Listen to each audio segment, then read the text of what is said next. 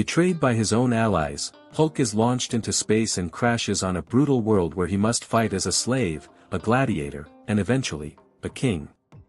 But his fury is eternal, and even the gods will learn what it means to face the Emerald Giant. Hulk was a danger. Uncontrollable. Unpredictable. That's why his own allies, Tony Stark, Reed Richards, Stephen Strange, and Black Bolt, betrayed him.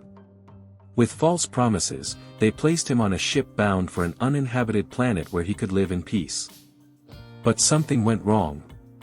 The ship was pulled into a warp hole and crashed on Sakaar, a brutal world ruled by a tyrant called the Red King.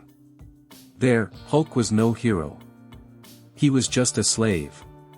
Immediately captured by Imperial soldiers, he was chained, humiliated, and forced to fight in an arena where the weak die, and the strong, die later. He, who had battled gods on Earth, now bled to entertain an alien crowd. And in this new world, the monster had to learn something crueler than war, survival without dignity. Sakaar is a broken world. Peoples of different races have been enslaved. The arenas are the only law, and in them, Hulk becomes known as the Green. Not for his muscles, but for his inhuman endurance. He fights alongside other prisoners, Hiroim, the priest, Korg, the stone warrior, Meek, the mutant insect, and Elo, the fallen noble. Each one carries their own pain. Each one has lost everything. The brutality of the fights brings the group together.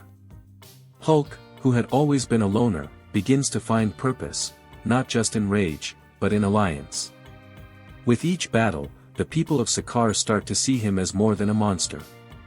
They call him Sakaarson, the prophesied savior. But Hulk doesn't want to be a hero. He only wants freedom.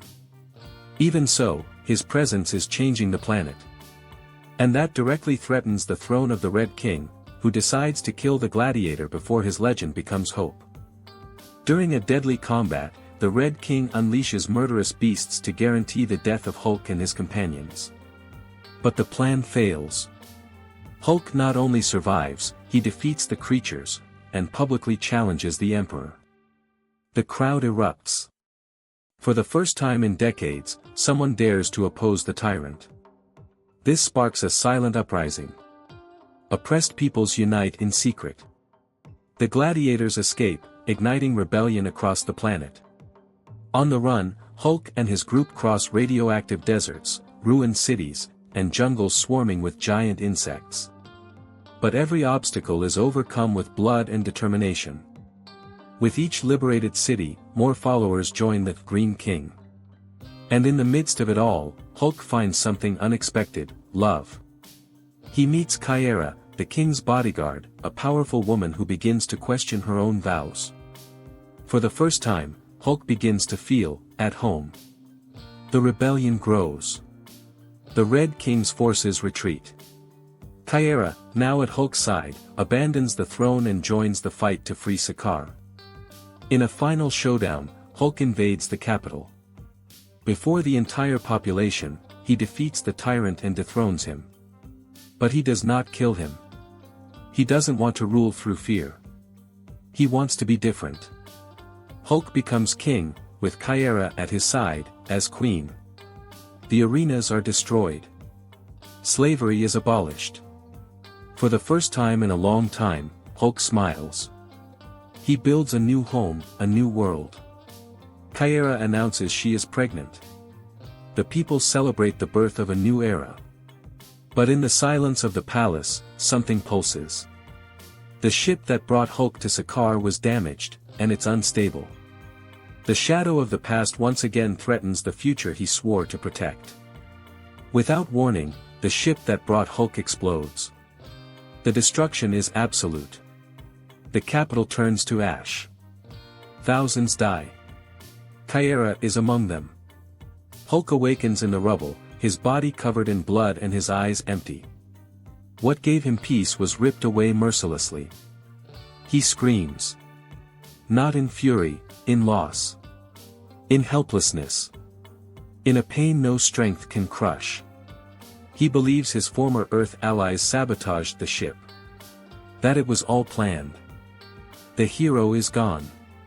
Only the monster remains. The rebellion ends.